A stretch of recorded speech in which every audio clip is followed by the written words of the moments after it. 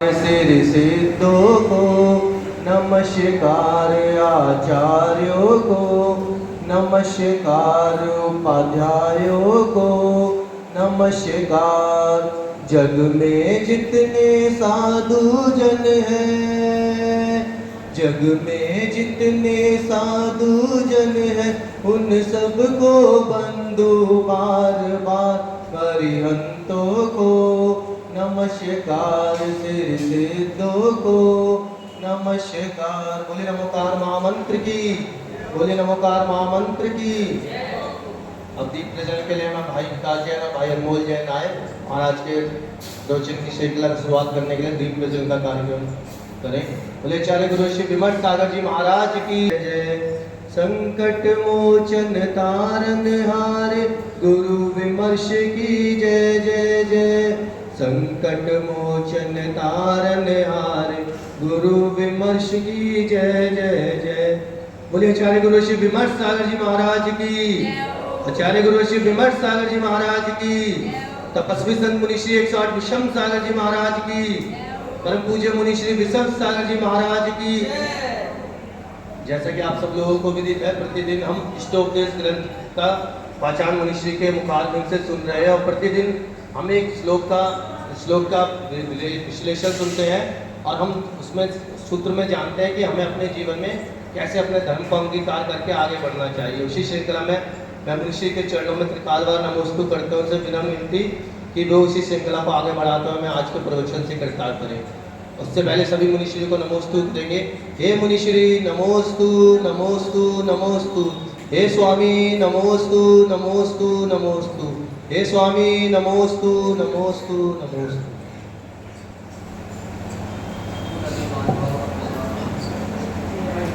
सभी मानव अपने दोनों हाथ जोड़ लेंगे और सिद्ध परमात्मा को नमस्कार करेंगे। ओम नमः सिद्धेभ्य।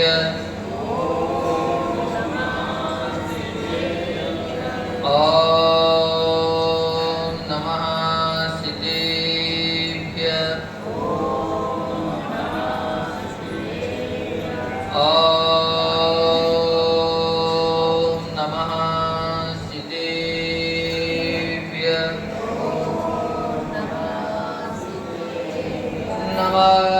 श्री वर्धमानाय निर्दोषकलिलात्मने सालोकानां त्रिलोकानां यद विद्यादर्पणायते, यद विद्यादर्पणायते।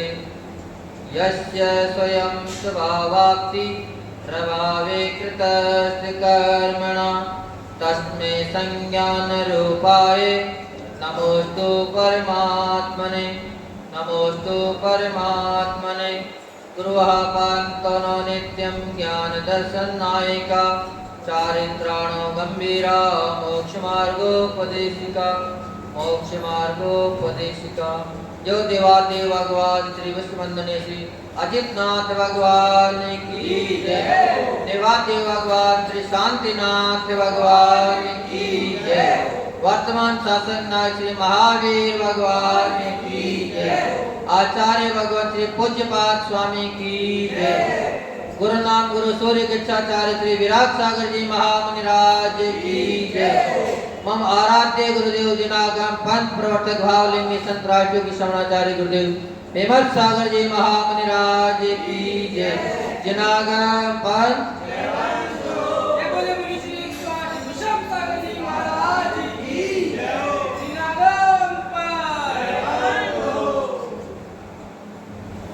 त्याग धर्म अपनाने को, त्याग धर्म अपनाने को करता पापों का मंडन।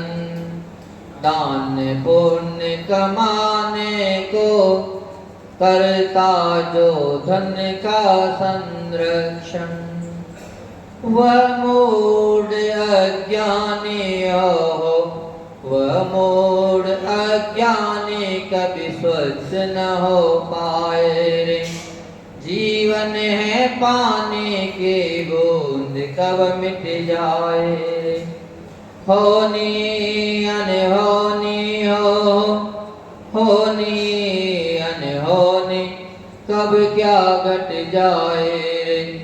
जीवन है पानी की बूंद कब मिट जाए रे। जय तु जनागम पंथो अनादि अनिधन जनागम पंथ जयवंत हो। है भव्य आत्माओं, ज्ञानी आत्माओं, अपन सभी बड़े भाग्यशाली पुण्यशाली हैं कि अपन प्रतिदिन अपनी आत्मा को स्वच्छ करने के लिए, आत्मा को पवित्र बनाने के लिए प्रभु की देशना सुन रहे हैं। उनके जीवन जिससे पवित्र बना, उन्होंने कैसा अपना जीवन पवित्र बनाया, उनकी देशना को सुनकर अपन भी अपने कल्याण की सोच रहे हैं। क्योंकि इस संसार में कल्याण की बात सोचने वाले 1-2% भी नहीं है। 1-2% भी बहुत बड़ी बात हो जाती है। जो कल्याण की बात सोचता है उसी का ही जीवन सफल है। पर अपन केवल अपना नाम कैसे आगे बढ़े इस बात को सोचते हैं, अपनी पहचान कैसे हो केवल इस बात को सोचते हैं। पर पहचान कभी भी कराने से नहीं होती है। पहचान कराने से पहचान कभी होती नहीं है।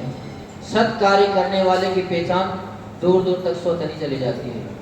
धर्म कार्य करने वाले की पहचान बिना पहचान कराए पहुंच जाती है।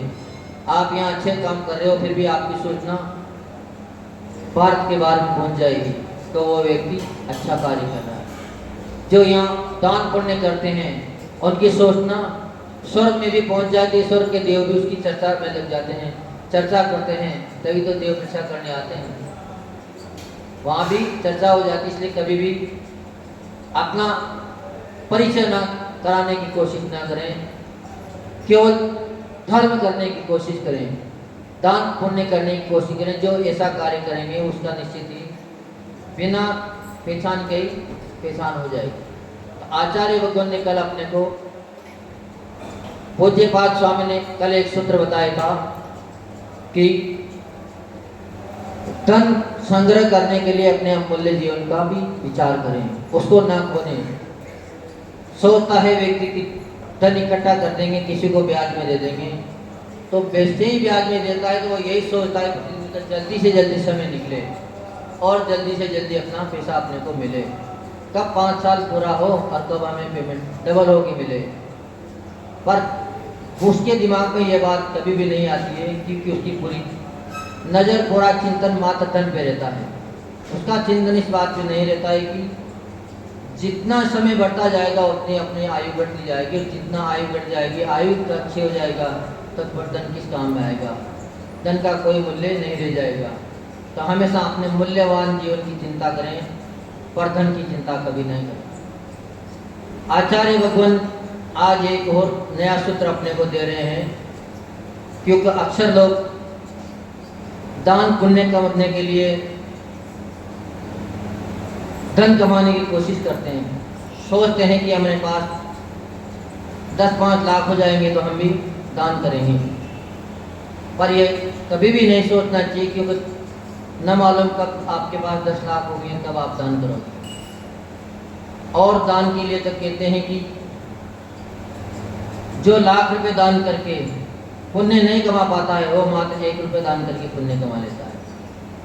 होना चाहिए भाव, होनी चाहिए निष्प्रता। पर जो दान केवल नाम के लिए करते हैं उनकी कभी भी पुण्य की प्राप्ति नहीं हो पाती, शांति की प्राप्ति नहीं हो पाती। तो आचार्य भगवान पूज्यपाद स्वामी अपने पर बड़ी कृपा बरसा रहे हैं। प्रतिदिन कोई ना कोई सूत्र अपने को दे रहे हैं। आज की 16वीं गाथा में आचार्य भगवान बता रहे हैं, त्यागाय श्रेष्ठ वित्तमवित्ता सच्चिन्नोति है स्वशरीरम सपंकेन स्नास्यामिति विलंबिति। यानी कि कह रहे हैं कि जो निर्धन मनुष्य दान रूपी धन से पुण्य के लिए जो धन संग्रह करता है, वह मनुष्य जिस प्रकार कोई मनुष्य सोचे कि हमें स्नान करना है और स्नान करने के लिए अभी तो अपन साफ सुथरे हैं, स्नान किस लिए करें? तो पहले ही कीचड़ को अपने शरीर पे लगा लें और फिर स्नान करें। तो ये आपके ये विचार क्या सच अच्छा है?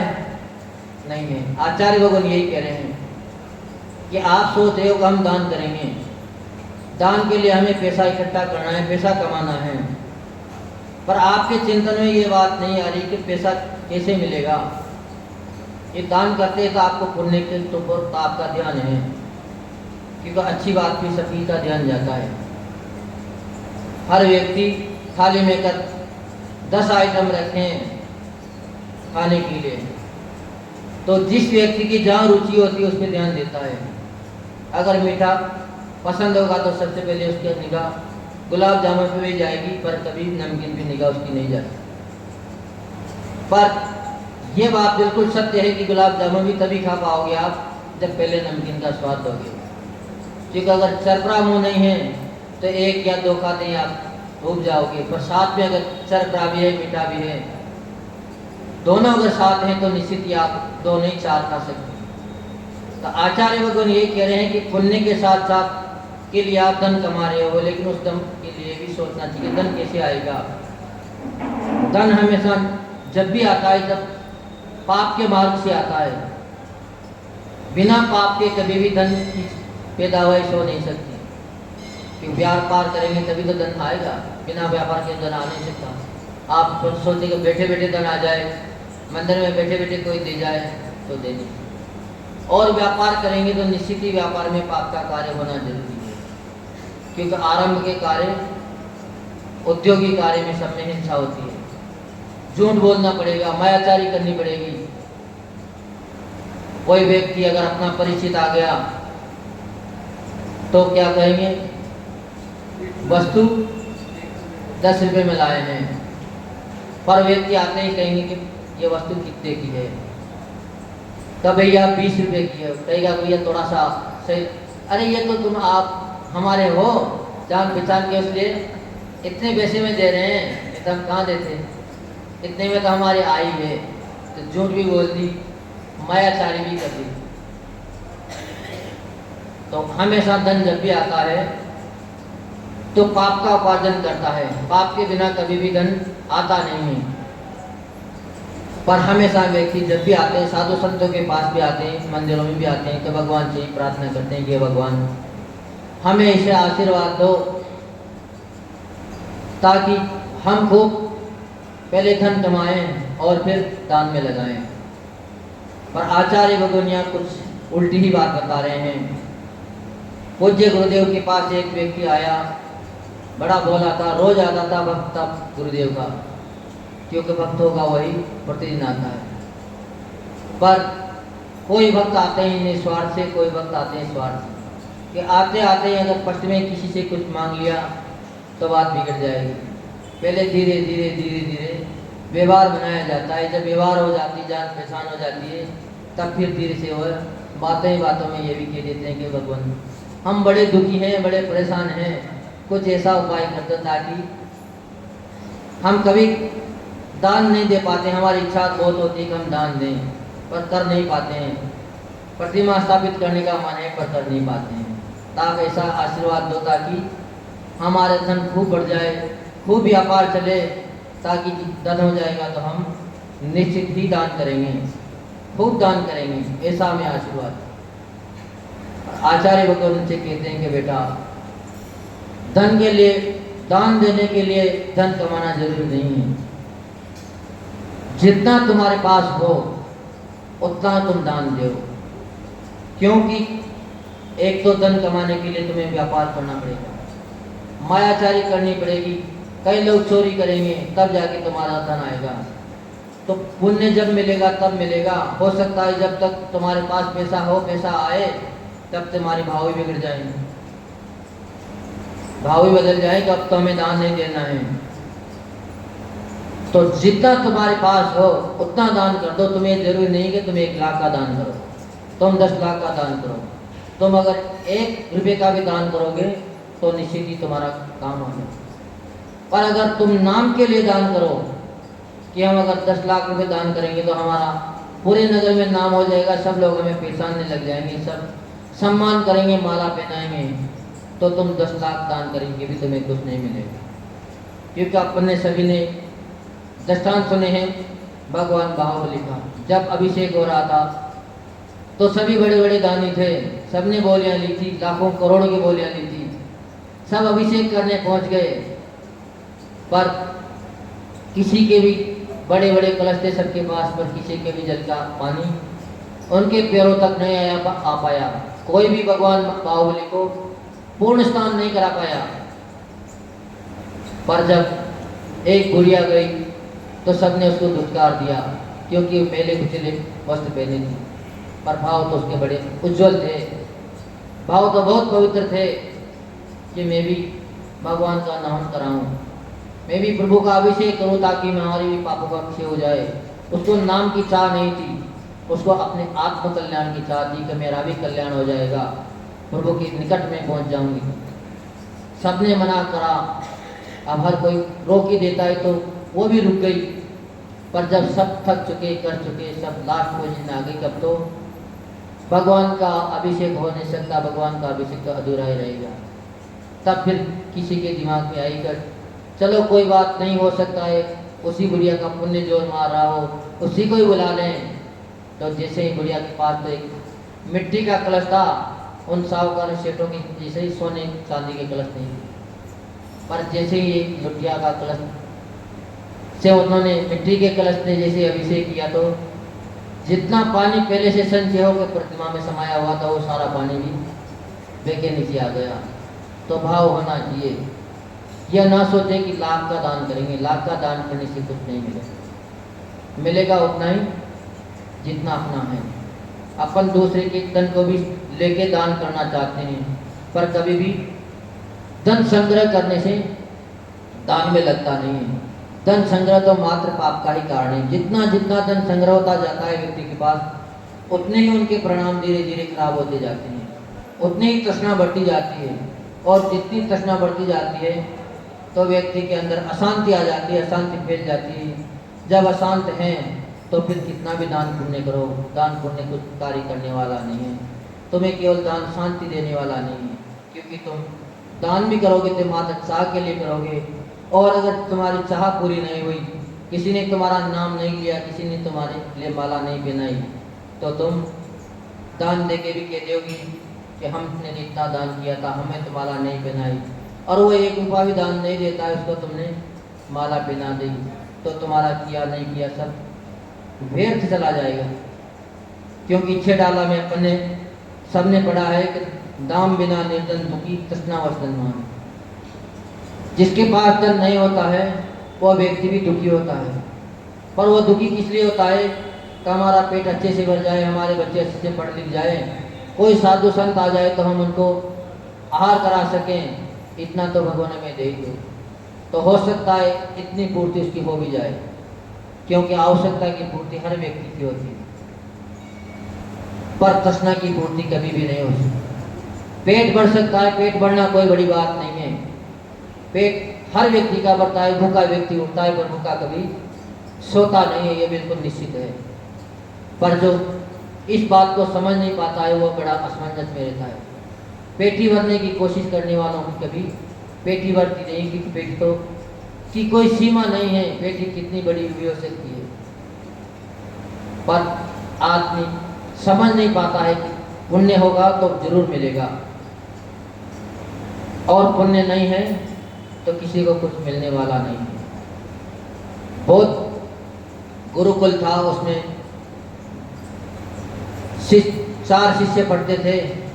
गुरुदेव सबको एक जैसी शिक्षा देते थे और खूब पुण्य के कार्य बताते थे। उनको कहते थे कि बेटा तुम्हारा जितना पुण्य होगा उतना ही तुम्हें मिलेगा, पुण्य से ज़्यादा तुम्हें कुछ मिल नहीं सकता। अगर तुम्हारा पुण्य है तो तुम्हें स्वतः ही मिल जाएगा, किसी से मांगने की जरूरत नहीं पड़ेगी। पर पुरुषार्थ करना जरूरी है, पुरुषार्थ करना जरूरी है। तो एक शिष्य को उन्होंने भिक्षा लेने के लिए भेज दिया। काय के लिए भेज दिया? भिक्षा लेने के लिए। गुरु महाराज समझा रहे थे, उनको कुछ बात समझ में नहीं आ रही थी, पर जैसे ही वो एक घर पे पहुंचा, भिक्षा मांगी। भिक्षा मांगते उस दिन माँ तो बना रही थी भोजन। माँ किस लिए बना रही थी? भोजन बना रही थी। तो पास में ही बेटी थी, उससे कहा कि बेटी तुम जाओ, कोई भिक्षा लेने आया है, भिक्षु आया है, उसको भोजन दिया। जैसे ही लड़की आई तो वो जो विद्यार्थी था, जो शिष्य था, वो बचपन में ही गुरुकुल में चला गया था। उन्होंने कभी माँ को जब तक वो समझ पाया, उसके पहले वह गुरुकुल में चला गया था। कभी उन्होंने स्त्रियों के दर्शन भी नहीं किए थे, स्त्रियों को कभी देखा भी नहीं था, उनकी शक्ल सूरत देखी नहीं थी, उनका शरीर देखा नहीं था कि स्त्रियाँ कैसी होती। तो जैसे ही उन्होंने उस लड़की को देखा, जैसे ही उनकी नज़र उनके सीने पे गई तो वो बड़ा अचंभे में आ गया कि आओ, ये कितनी दुखी होगी। हमारे देख थोड़ा सा फुंसी हो जाती है तो हम बड़े दुखी हो जाते हैं कि उन्होंने कभी देखा नहीं था। वो असमंजस में था। अब जैसे ही उसने उनसे पूछा कि तुम्हें क्या हो रहा है, तो वो तो शर्मा के अंदर चली गई, उसने कोई जवाब नहीं दिया। पर माँ समझ गई थी कि माँ अनुभवी थी, क्या हो सकता है गुरुकुल का शिष्य है, उन्होंने कभी देखा नहीं होगा। जैसे ही माँ तुरंत आई तो माँ को देख के तो वह बड़ा आश्चर्य में पड़ गया कि ये बात कैसे हो सकती है। हो सकता है इतने छोटे से दर्द को सहन कर सकते, पर इतने बड़े दर्द को कैसे सहन करेंगे, क्योंकि लड़की के वनिस्पत जो माँ थी उनके स्तन बड़े थे। तो वो ये सोच रहा था कि हमारे इतनी सी गिठान हो जाती है तो हमें बड़ा दर्द होता है, ये कैसे दर्द सहन करते होंगे। जब माँ से उन्होंने पूछा तो माँ सारी बात समझ गई, इस भिक्षा को ज्ञान नहीं है। तो माँ ने उसको फिर सारी बात बताई कि बेटा ये कोई गिठान नहीं है, ये तो जब बच्चा गर्भ में आता है, जब बड़ा बच्चे का जन्म होता है तो बच्चे को पालने के लिए इसमें स्वतः ही दूध आ जाता है, उसका पालन हो जाता है। जब भिक्षु ने ये बात सुनी, माँ की बात सुनी, तो उसी दिन उसने सोच लिया कि हम भिक्षा क्यों लें। जब भगवान अपना इतना ध्यान रखता है, जब एक शिशु का इतना ध्यान रखता है कि वो संसार में आता है, माँ के स्तनों में दूध आ जाता है, तो फिर हम क्यों भिक्षा मांगे। तो बिना भिक्षा लिए ही वो गुरुकुल में पहुंच गया। तो हमें भिक्षा नहीं देनी, हमें भी बिना इसके ही भोजन मिल जाएगा। पर ज्ञान होना चाहिए, जब तक ज्ञान नहीं होता है तब व्यक्ति भ्रांति में फंस जाता है। तो अपनी भ्रांति फंसी हुई है, अपने दिल में भ्रांति आई हुई है कि जितना धन इकट्ठा करेंगे और जितना बड़ा दान देंगे उतना ही हमें विशेष पुण्य मिलेगा, विशेष अपना नाम होगा। पर कभी भी अपन इतनी बात ना सोचें, अपने पास जितना है उतना दान दें। पर अपन बड़े दान के लिए धन इकट्ठा करते जाते हैं, पर समय आता है तो धन को चोरी करके चोर ले जाता है। अपन जितना मिलना था उससे भी वंचित रह जाते हैं ज्यादा के लोग में। एक पंडित जी थे, वह एक मंदिर की सेवा करते थे। उस मंदिर की सेवा से उनके पूरे घर का गुजारा बसर चल जाए इतना उसको सब कुछ मिल जाता था। उसके बाद भी उनके यहाँ कुछ बच जाता था। धीरे धीरे इकट्ठा हुआ तो उनके मन में लोभ आ गया कि थोड़ा और इकट्ठा हो जाओ, अच्छा रहे। तो वैसे तो पंडित जी मात्र एक मंदिर का सेवा पूजा में लगते थे, फिर पंडित जी ने दूसरा मंदिर कर लिया। दूसरे से धन की आमदनी ज्यादा होने लगी थी, लोभ आ गया, तीसरा कर लिया, चौथा कर लिया। अब तो धन इतना हो गया कि अब धन का करे क्या। बैठे बैठे सोच रहे हैं कि अब धन को किसी व्यापार में लगा दे, किसी साहूकार को दे दे तो धन से भी ब्याज आएगा, और ब्याज आएगा तो अपना धन जल्दी बढ़ जाएगा। तो उस धन को बढ़ाने के चक्कर में उन्होंने खाना भी आधा कर दिया। जहाँ 2 टाइम खाता था वहाँ 1 टाइम खाने लग गया। जहाँ दूध पीता था वहाँ पानी पी के काम चलाने लग गया कि ज़्यादा हो जाए, जल्दी से जल्दी जितना धन बढ़ जाए उतना अच्छी बात है। तो उसने अपना पूरा धन सेठ जी को दे दिया कि सेठ जी आप इस धन को ब्याज में लगा देना ताकि हमारा धन जल्दी बढ़ जाए। महीना 2 महीना 6 महीना हुए तो उसके मन में पुनः विचार आया कि देख तो ले, धन अपना है, सेठ जी धन का क्या कर रहे हैं। तो सेठ जी के यहाँ पहुँचा जैसे ही उनके घर के वहाँ पहुँचा तो सेठ जी का बड़ा आलीशान बंगला था, विशेष बंगला उनका चमचमा रहा था, पर उस दिन सेठ जी घर पे नहीं थे। पंडित देख के बड़ा अचंभे में हो गया कि देखो, हम आए थे तब तो सेठ जी के पास कुछ भी नहीं था, एक झोपड़ी थी, पर आज सेठ जी के बड़ा आलीशान बंगला खड़ा हुआ है, 4 नौकर हैं, अंदर घुसने लगा तो पहरेदारों ने रोक लिया कि तुम कहाँ से आए हो? कि भाई हम सेठ जी के यहाँ पैसे रखने आते थे, वही हम पंडित हैं और हम आज सेठ जी से मिलने आए हैं। तो सेठ जी बाहर गए थे, नौकरों ने उनकी बड़ी आवभगत करी और उसको सोने के लिए बिस्तर लगा दिए। रात को सो गया, दूसरे दिन सेठ जी को आना था। रात को जैसे ही सोया तो रात में स्वप्न में उसको कोई एक महिला दिखी, महिला नहीं थी, वह लक्ष्मी देवी आई थी। जैसे ही लक्ष्मी को देखा, लक्ष्मी ने उस व्यक्ति को सोते हुए देखा कि वो तो सेठ जी के पास आती थी, तभी पंडित के पास आती थी। पर उस दिन सेठ जी से बाहर गए थे, पंडित जी बिस्तरों में सोए हुए थे। तब तुम कौन हो, कहाँ से आए हो? काम सेठ जी के पास आए, दूर गांव के पंडित हैं, जितना सेठ जी के पास धन दौलत है वो हमारा ही है। तो आप कौन हो? पंडित ने भी जवाब दिया। तो लक्ष्मी बोली कि मैं लक्ष्मी हूँ, पंडित जी की सेवा में रोज आती हूँ। तो पंडित सुन के बड़ा आश्चर्य बन गया, ये कैसी बात है? धन हमारा है और लक्ष्मी पंडित के पास सेठ जी के पास आ रही है, सेवा सेठ जी की कर रही है। तो लक्ष्मी जी कहे कैसा हो, तुम हमारे पास क्यों नहीं आती हो? क्या तुम कंजूस हो, तुमने कभी दान दिया नहीं है। जो दान पुण्य करता है उसके पास हम आते हैं, हम तो पुण्य की दासी हैं। जिसका पुण्य होता है उसके पास ही लक्ष्मी आती है, जिसका पुण्य नहीं हो तो कितना प्रयास कर ले, कितना आशीर्वाद ले जाए गुरुदेव का, कितनी पूजा प्रसाद कर लें, जब तक पुण्य नहीं बढ़ेगा तब तक, क्योंकि उसकी चाहत काय में लगी है। अभिषेक करने किस लिए आया है? कि हमारा धन बढ़े, धन की चाहत के लिए आए। तो जो चाहत लेके आता है उसका कभी भी पुण्य बढ़ता नहीं, उसका कभी भी नाम हो नहीं सकता। तो उसने कहा अगर हम दान देना शुरू कर दें, क्योंकि शेर जी के पास जितना धन है वो हमारा ही तो है, किसी और का तो नहीं है।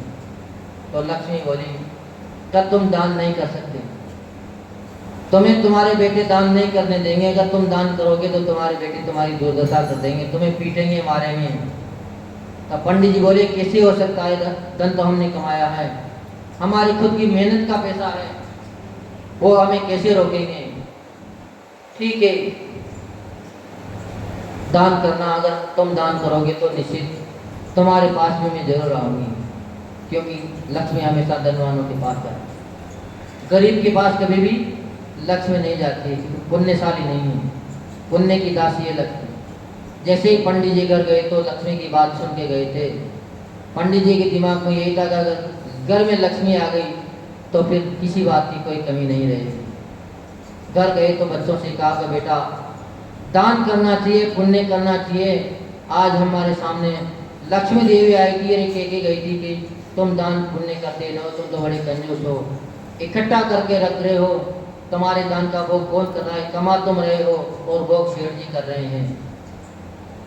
बंगले में शेर जी सो रहे हैं, मखमली गद्दों पे शेर जी सो रहे हैं, और तुम पहले तो दूध पीते थे, अब तो पानी पी के काम चला रहे हो।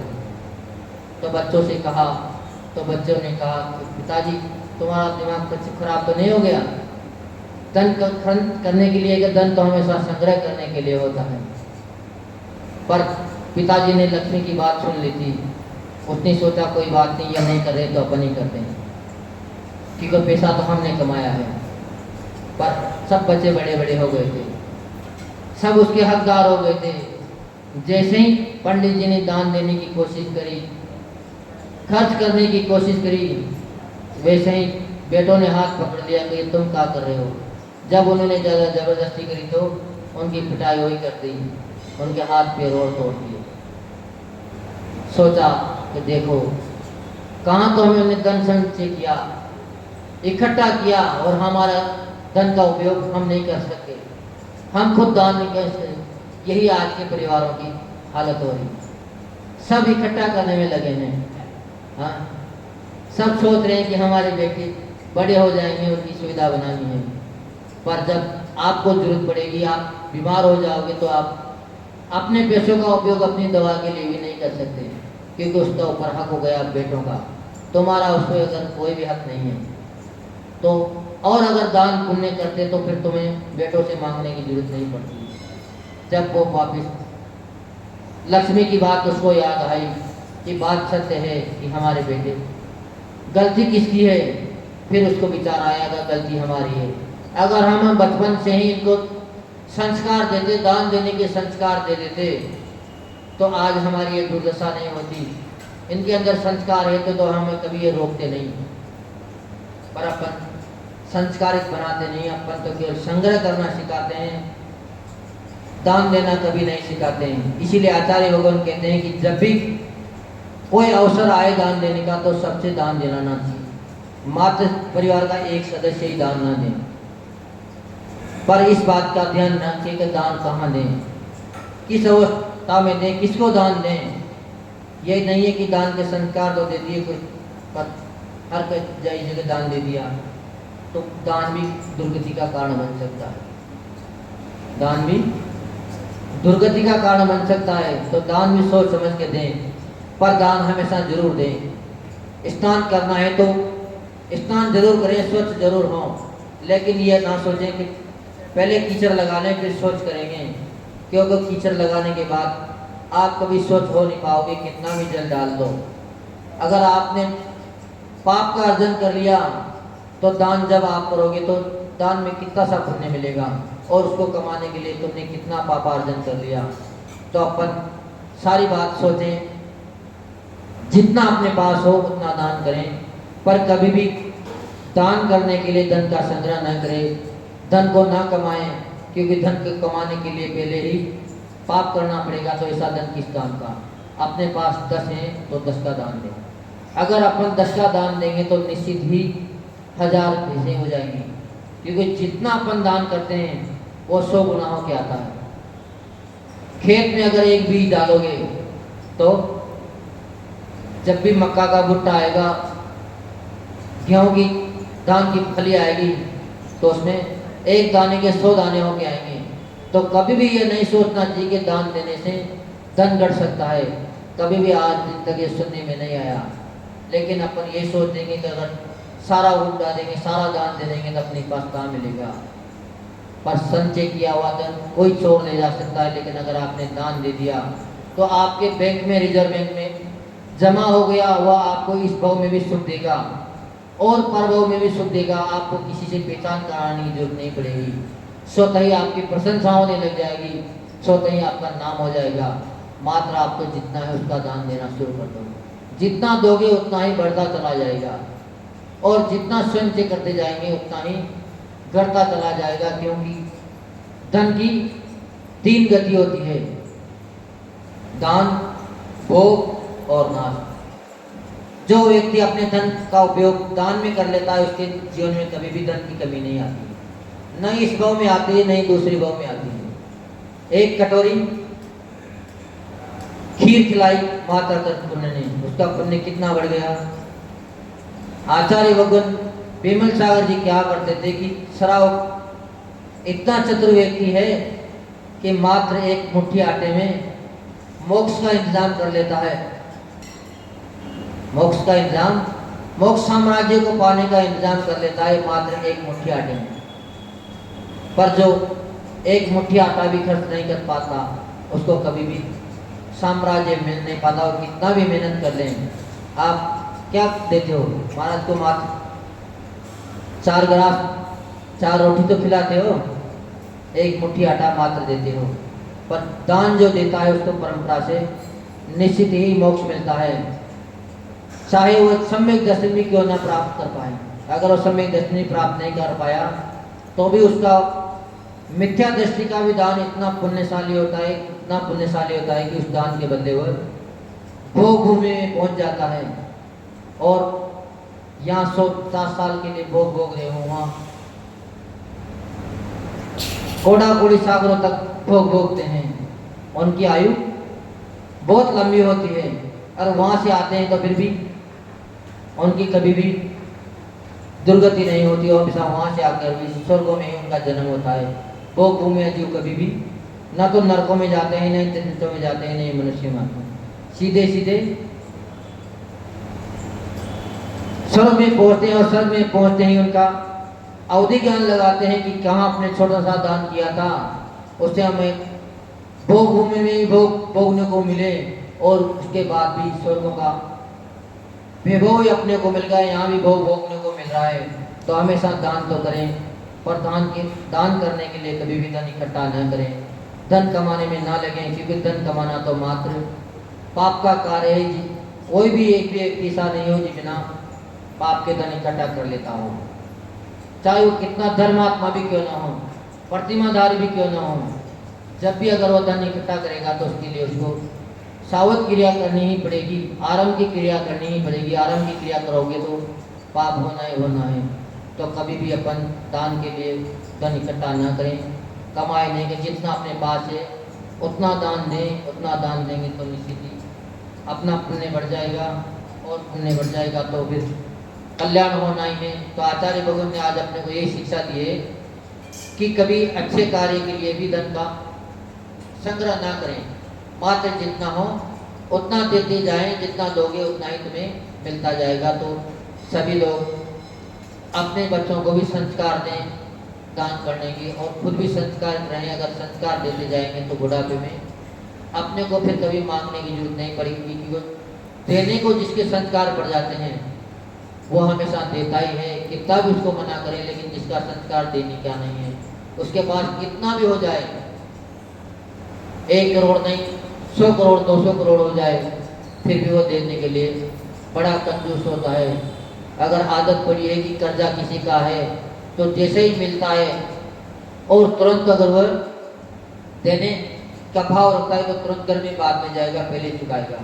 हमने साक्षात ऐसी बात देखी। हमारे यहाँ सम्राट थे, राजा थे, क्योंकि अभी तक भी हमारे यहाँ राजाओं का दबदबा है। अभी भी उनके पास जमीन है पर्सनल, पर उनकी आदत ऐसी पड़ी हुई थी कि वो 5 बार मांगने पर किसी का पैसा देते थे, बिना मांगे किसी का नहीं देते। तो उनके पास इतनी संपत्ति आ गई, इतनी संपत्ति आ गई जिसकी कोई था नहीं। यहाँ तक कि सोने के लिए पलंग भी सोने का ही था, फायदा था, सोने का पलंग था। पर फिर भी अगर किसी का 10 रुपया देना होता था तो 4 बार घुमाते थे, तब उसको 10 रुपया देते थे, क्योंकि उनके संस्कार नहीं थे देने के। तो अपन हमेशा संस्कार देने के डालें, लेने के कभी संस्कार नहीं डालें, क्योंकि जो देता है उसको बिन मांगे ही सब कुछ मिल जाता है, और जो लेने की कोशिश करता है तो हमेशा दुत्कार मिलती है। सब दुत्कारते हैं कि लेने वाले को कोई भी सहजता में देता नहीं है। जय परम पूज्य राष्ट्रयोगी समनाचार्य गुरुदेव विमर्श सागर जी महामुनिराज की जय। बोलो श्री श्री मुनीश्वर सागर जी गुरुदेव की, बोलो श्री श्री विष्णु सागर जी गुरुदेव की। फायदे की बात बताऊं, सस्ते में, बहुत सस्ते में मिल जाएगी, विचार करना। मनुष्य ने आज दान की महिमा बताई, और दान के लिए अधिक जोड़ना नहीं है, ये भी समझाया। मैं ज़्यादा तो नहीं कहूँगा, सिर्फ एक लाइन और बहुत फायदे की, बहुत फायदे की। आप अकेले आए हो, अपना फायदा कर रहे हो। अकेले आए हो, वर्तमान की स्थिति का फायदा कर रहे हो। अगर भविष्य सुधारना है, भविष्य बचा के रखना है, तो क्या करना है? अपने अपने बच्चों को भी लेकर आना। आपका आज का दिया हुआ संस्कार आपके बुढ़ापे में काम आएगा, और निश्चित ही आएगा। क्योंकि यदि आपने आज अपने बच्चे को जिनवाणी दे दी तो बुढ़ापे में